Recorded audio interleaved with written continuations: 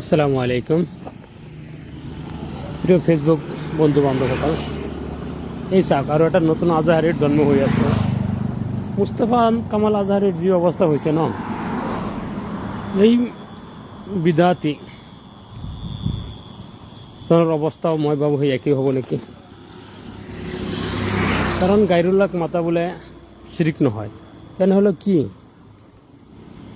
ইয়া কানা আবুদু ইয়া কানাস্তাইন, ইয়ার অর্থনো কি? হ্যাঁ, এইটো নিজৰ নামৰ আগত মুফতি লগায়, মানে মুফতি বুলি কয়। মানে মুফতি নাজানে নেকি এই আয়াতৰ অৰ্থ বা কি? মানে ভাইৰেল হোৱাৰ ধান্দা চব। মানে যেনেকৈ মুস্তফা কামাল আজহাৰী মানে বৰবাদ হৈছে, মানে মানুহৰ লাঞ্ছনা ভুগি আছে, এটা সময় আহিব এই বিদ্যাৰ্থী বক্তাজনো মানে এনেকুৱা হাল হ'ব এইটোৰ ইনশাআল্লাহ। তৌহিদি জনতাই ইয়াৰ হালত এনেকুৱাই কৰিব, মানে কামালৰ নিচিনা নামো নাইকিয়া হৈ যাব। মানে সি আকৌ নিজক ডাঙৰ মুফতি বুলি দাবী কৰে। ভাবিও অবাক লাগে ন, কেনেধৰণৰ মুফতি।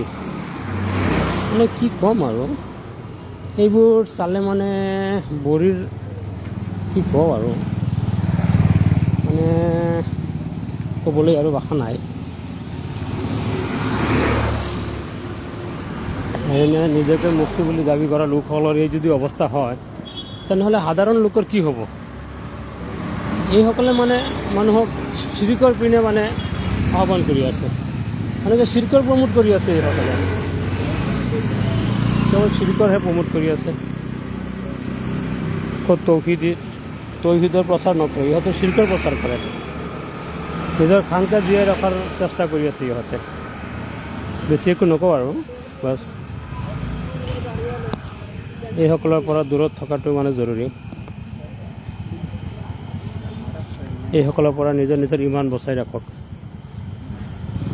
আসসালামু আলাইকুম ওয়া ৰাহমাতুল্লাহি ওয়া বাৰাকাতুহু।